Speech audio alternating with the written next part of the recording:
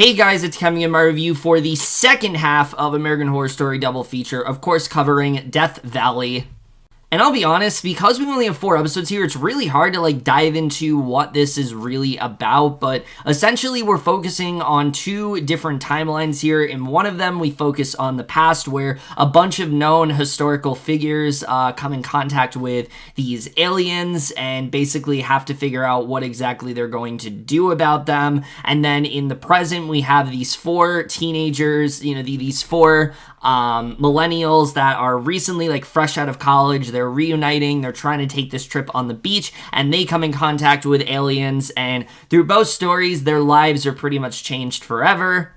So I'll be honest, going into this, I was definitely intrigued. I didn't really know what it was really going to be because I felt like they were really holding back in every single promo, every single, ad for this show. They mostly just covered Red Tide footage. They showed a little bit of Death Valley, but I wasn't entirely sure what this was really going to be at the end of the day. And look, you guys know I mostly really liked Red Tide up until the 6th episode. But I feel like what happened with Red Tide is that they were able to tell this story in a way that, still felt like they had a story. They had an outline of what they wanted to happen. They just weren't able to tell it in the 6 episodes that they wanted to. The first 5 episodes, they did a fine job with it, but the 6th episode, they clearly had a lot more story they wanted to tell, and they just didn't really get to tell it in a very satisfying manner. But there were still some really compelling characters. There were some really strong performances.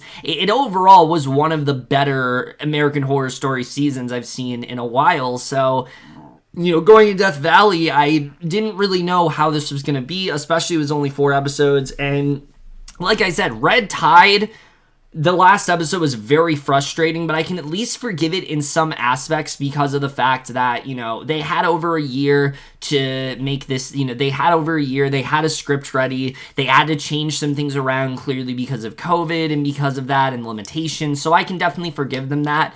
Death Valley, on the other hand, I can't do that same thing for. I cannot show that same sympathy because, to me, this is one of the most nothing seasons of American Horror Story we have ever had. I wouldn't even categorize this season as bad. It's just fucking nothing. There's absolutely nothing to this season. There's almost no substance whatsoever. We'll get more into it, but let's talk about the cast a little bit here. So I'm not going to go on too long, but I will say most of the cast is not very good in this, but there are definitely some saving graces.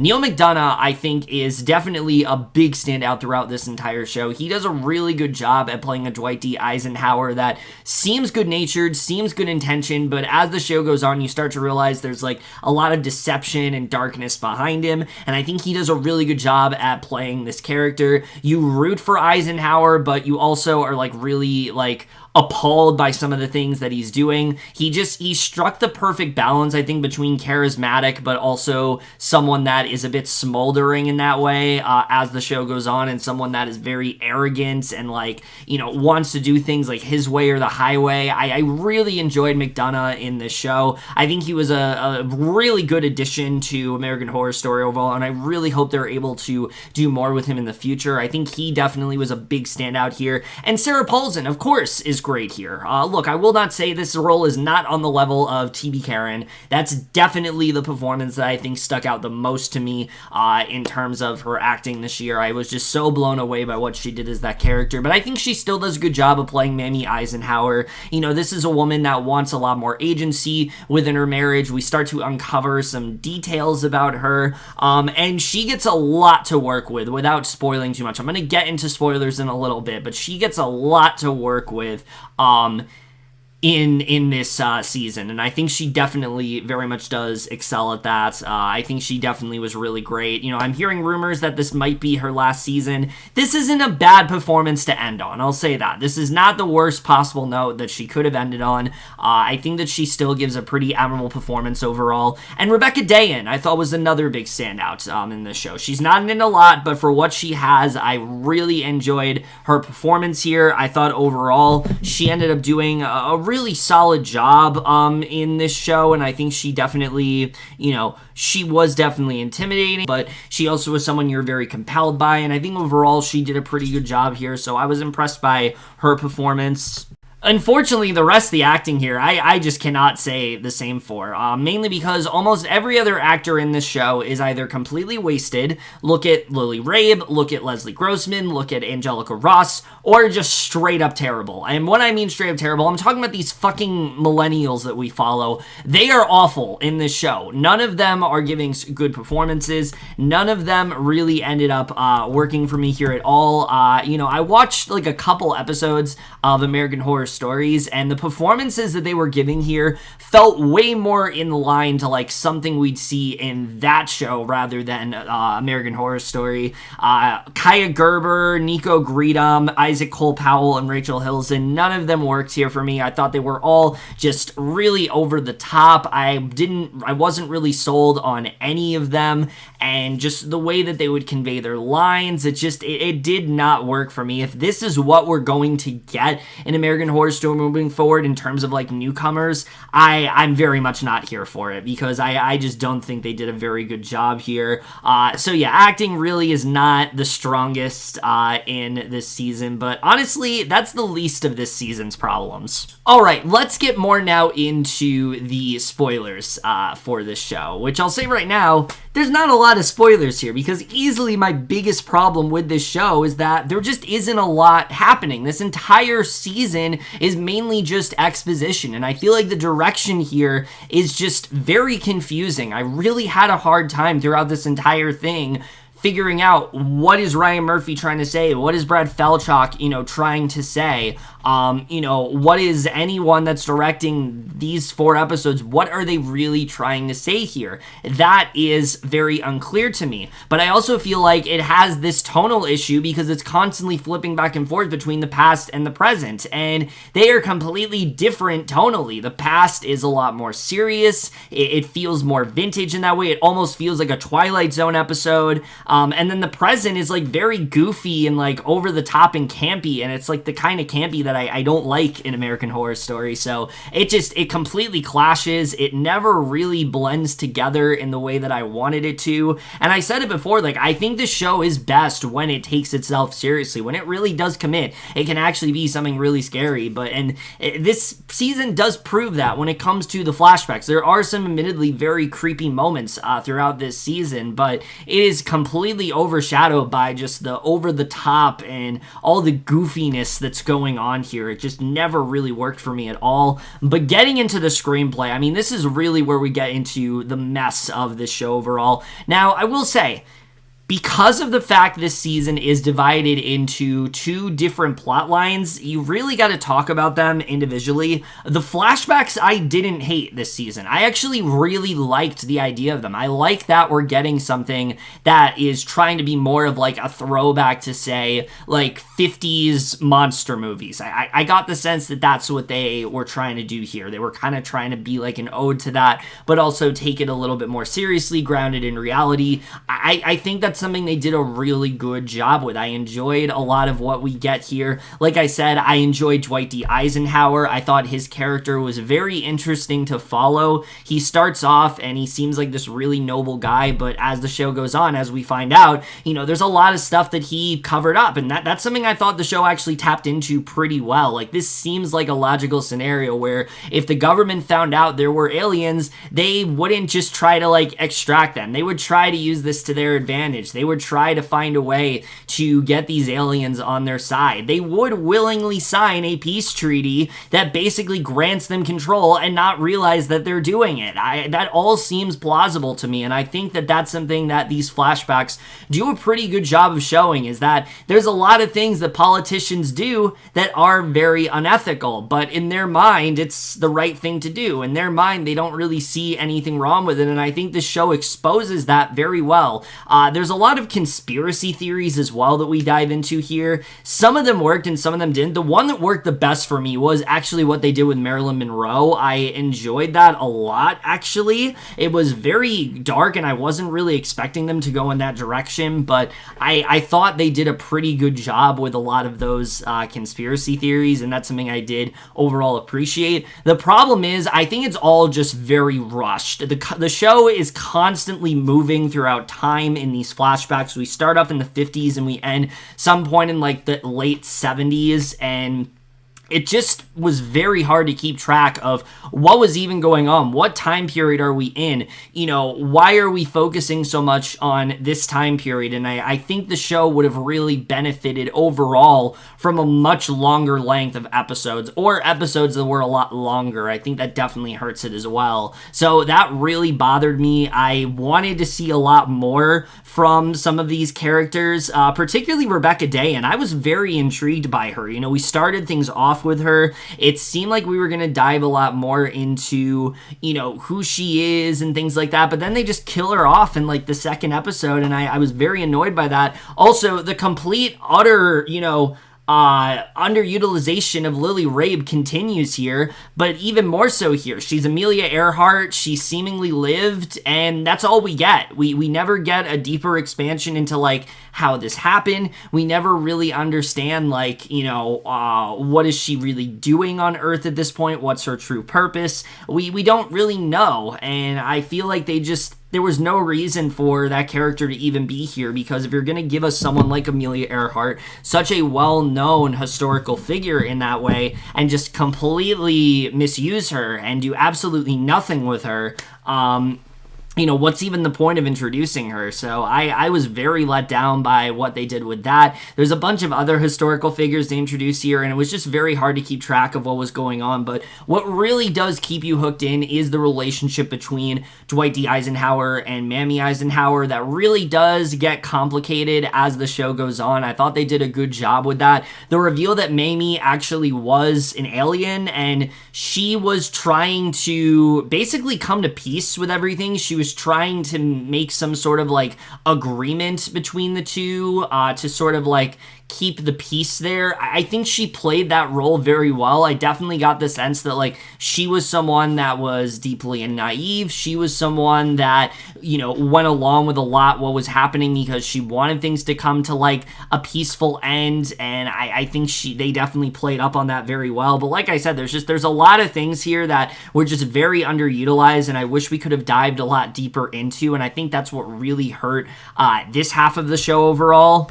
And also, going back to the whole Marilyn Monroe thing, like, as effective as the moment was, that's another thing that I think they easily could have spent, like, more time on. Like, if we got into the idea that, like, oh, she knows all of these secrets about the aliens, like, she's gonna try to do something with it, you know, I think there would have been a lot more intrigue there, but we only had, like, 1 or 2 scenes with her prior to that, so honestly, when they cut back to her, I forgot who she even was supposed to be. So that's another example of, like, someone that should have played a much bigger role in this season, but just didn't overall. But here's the thing, with the past, I can at least appreciate the fact the show is trying to do something different. I enjoyed a lot of the black and white filter. I enjoyed the more, you know, sort of, again, sort of the more vintage feel that one had. It was kind of unlike anything we've seen from American Horror Story before, and that's something I really appreciated. I want this show to be innovative. I want this show to find a way to reinvent itself. I think they're in desperate need of it.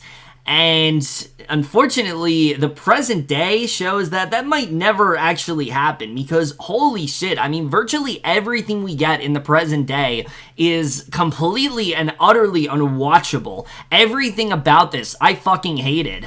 These 4 characters that we're focusing on, I couldn't tell you anything about them. That we open up the first episode and they're just like talking about their sex lives, and that's kind of it. They're just going through all these different sexual escapades. I think that Kendall wanted to be a doctor, but that's really the most we get, and I know that like one of the couples was like having like issues in their relationship. I don't really know. They never really give us a chance to get to know any of these characters. They're all just kind of like plucked into this story, and it just never really feels earned. And I already said that the acting leaves a lot to be desired, but the characters are just so one note, and they're not the kind of people that you really do want to follow. These are not the kind of characters that I felt compelled to. These are not the kind of characters that I really found myself wanting to know more about. I just wanted absolutely nothing to do with this side of things. But then where this story goes, it just feels so rushed. It feels like we're never really given the chance to dive deep into the story, mainly because, I mean, once you get to episode 8,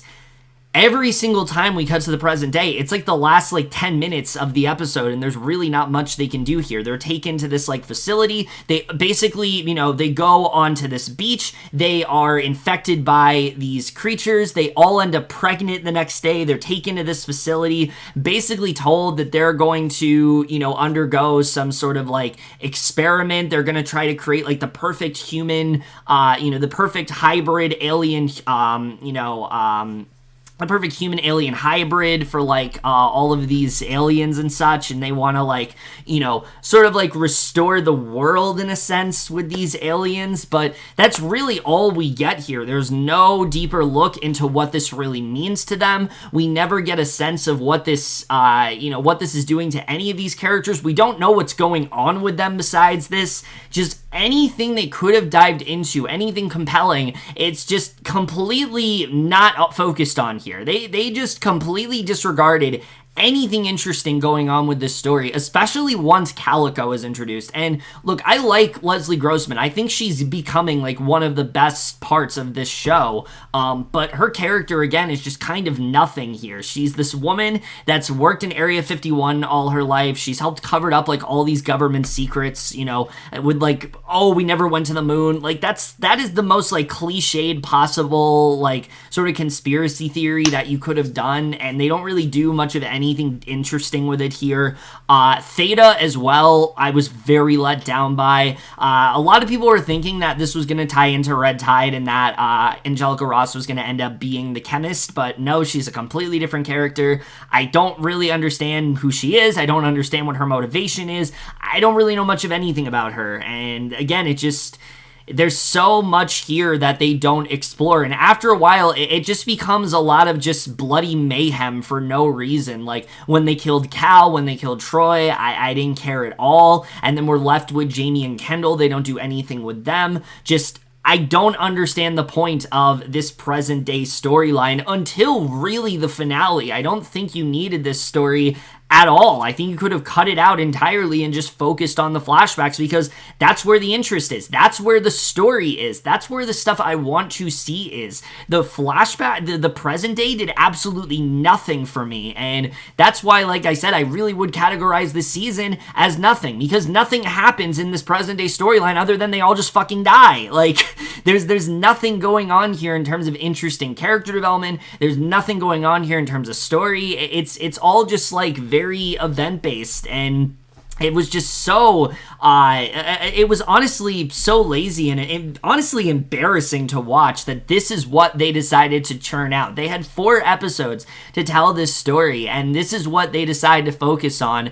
It was just utterly insane to me. Why not just make this an American Horror Stories episode if you have this little of a story to tell? I just didn't really understand what the point of this even was overall. And then to make matters worse, we get to the finale, which just is such a huge clusterfuck of events. I mean, even the past, I was having such a hard time figuring out what was even going on here when it came to Mamie and her, again, her utter naivety of what she was really doing, thinking that she was protecting everyone, but it turns out these aliens have something much darker and deceptive at play. Who could have seen that coming? I knew what they were doing there. I will say, I didn't mind Cody Fern in this role. He actually worked quite well for me, probably because he's not playing a petulant child this time around for a villain. So I actually enjoyed Thor quite a bit, and I think I'm starting to see the hype for Cody Fern more as an actor, so I enjoyed him here. But I mean, when it's revealed that basically everything they said was bullshit and that they just want to take over the world,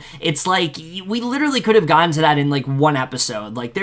There was no reason for any of this, and I really found at the end of the day, this entire story was pointless. There was nothing interesting they did with this. They kill off Jamie and Kendall. Mamie looks like a fool. She has this friendship with Calico that apparently is useless to her. It doesn't mean much at all because Theta just explodes Mamie's head because she's of no use to them anymore. I just was really struggling to understand the point of any of this. Why do we focus on these 4 characters if we're just gonna unceremoniously kill all of them? Because that is how they die. None of them die in a satisfying manner. It's all just really random the way it happens. They give birth to the baby, they die. Kendall's the only one that doesn't die, which, I mean, I could have told you that she was gonna be the final girl, but they do nothing with her at all. Mamie Eisenhower is basically just like naive, and that's kind of it. Calico, I guess, is like just sort of neutral to everything. She doesn't seem to care much that this is her friend, this is who died. She just kind of like moves on with her life and is now gonna assume the role that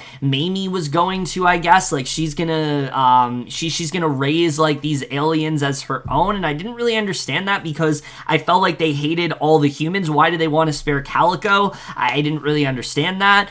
I just didn't understand anything that was going on here story-wise. Nothing made sense to me. Nothing fit in line with the story that they were telling. It's because, again, I didn't feel like they were telling a story. I just felt like they were giving us events and presenting us events, and none of which had a through line. None of which had some sort of an idea of where they wanted to go. There's ideas in here about, you know, like government secrets. There's ideas in here about like, you know, media corruption and things like that, but it's all so surface level. They never go as deep as I wanted to with them, and it was just so utterly frustrating to watch because I was legitimately liking the past, but the present day, like I said, there's just no point to it whatsoever. You could literally cut it out, and I think that this would be so much better overall, and they just didn't do that. So yeah, I was really let down by this, the writing here a lot. I thought it was extremely subpar.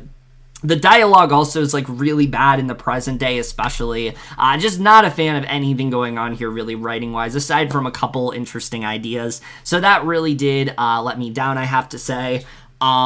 The cinematography isn't terrible here, especially in the flashbacks. I like the black and white. I like how the different aesthetic that they applied to it. I thought they did a good job. Present day, very standard, but isn't afraid to get really gory, and that's something I appreciate. But again, it felt gratuitous to me. Like, it didn't really feel like it served a purpose here. So, you know, I know people say American Horror Story sometimes overdoes it, but this, yeah, I felt like they were overdoing it. I feel like they were overcompensating for, oh, look at all this gory violence when it really doesn't really serve that much of a purpose overall, so I wasn't really into that.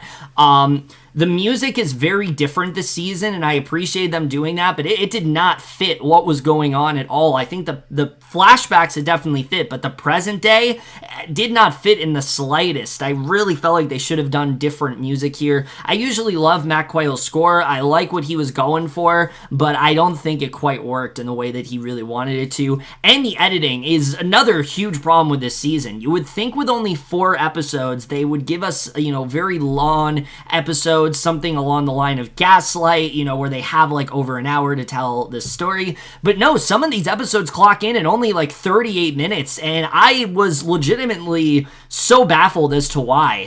And what really I think hurts it is that very often we will either have too many flashbacks and not enough of the present day, or too much of the present day and not enough flashbacks. They can't seem to balance either one because they don't have enough time to tell the story. The first episode, we get 17 really good minutes of the flashbacks, and then the rest of the episode is devoted to this stupid fucking storyline with them going to the beach and them, you know, being pregnant with aliens. Like, that's all we really get there. In the next episode, there's too many flashbacks, and then we get to the present day, there's like nothing they can even really flesh out. Same with the 9th, and then the 10th episode, it all just feels like a clusterfuck at the end of the day, and I was really not understanding, like, why did you only give yourself 4 episodes? Why did you limit yourself? There was a time when this show used to be 13 episodes, and I think they desperately needed it this season. I think they needed at least 12 episodes, so you have 6 episodes for Red Tide and 6 episodes for Death Valley. It's even that way,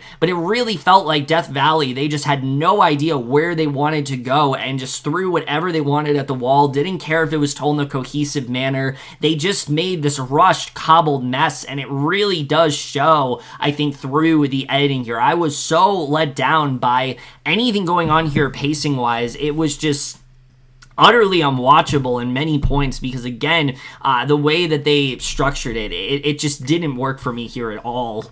I think at the end of the day, the best way to sum up Death Valley is if Red Tide is sort of like an idea of like American Horror Story at its best, this is American Horror Story at its worst. There's no thought put into this. There's almost no substance whatsoever. The flashbacks are intriguing, but they feel very exposition heavy. We don't really get a through line of what's really going on. And the present day storyline is just very hard to watch because it is one of the most obnoxious and just overly, graphic, I think, seasons that we've ever really gotten. Some of the acting is good here. Neal McDonough, Sarah Paulson, Rebecca Dayan, they give strong performances, but virtually everyone else just does not seem into this at all. I think at the end of the day, like, they really could have just made 2 seasons. I think that as a whole, this was not a good idea to do double feature like this, because if they were going to tell this story, it needed to be a lot more simplistic. It was working for Red Tide. It was a pretty simplistic story. They didn't try to overcomplicate it until the last episode. I think that's why it worked for Red Tide. I think why it didn't work for Death Valley is because it was a little too overly ambitious to do in 4 episodes and expect it to end in a satisfying manner. But at a certain point, it didn't even really feel like they cared much about that. It felt like they were just trying to get through this as quickly as possible because people have been begging them to do Aliens forever, and they just wanted to finally just get it done here. It was honestly very shameless to watch. This is easily one of the most nothing installments of American Horror Story I've really ever seen. I'm going to give Death Valley overall a D+, and unfortunately, the season as a whole, I can't even give a positive grade to either. What was once a season that I felt like was a return to form, really, I think just showed the biggest flaws that the shows seem to have, recurring flaws that just don't really seem to be going away anytime soon. I think the show's in desperate need of reinvention, and I think they very much did show that. There's never been more evident than this season overall. Unfortunately, now I think I can safely say this is one of the weakest seasons of American Horror Story we've ever had, and I am unfortunately going to give Double Feature a C-. So yeah, that's my review of the whole season of Double Feature. I was planning on doing individual episode reviews for Death Valley, but after a certain point, I just didn't care enough. There wasn't enough being presented in a compelling manner that I felt I had anything to really talk about. So I just wanted to wait until it was all over and just review it in this one video. But that's really for this video. Hope you guys enjoyed it. Let me know what you guys thought of this entire season overall. Like I said, I was very happy covering Red Tide, but Death Valley, man, it was really rough to get through, and I'm interested in hearing your thoughts on all of that. Look, I'll continue to support American Horror Story. I always thought that it was a really fun show. I think there's a lot of interesting things you can do with it.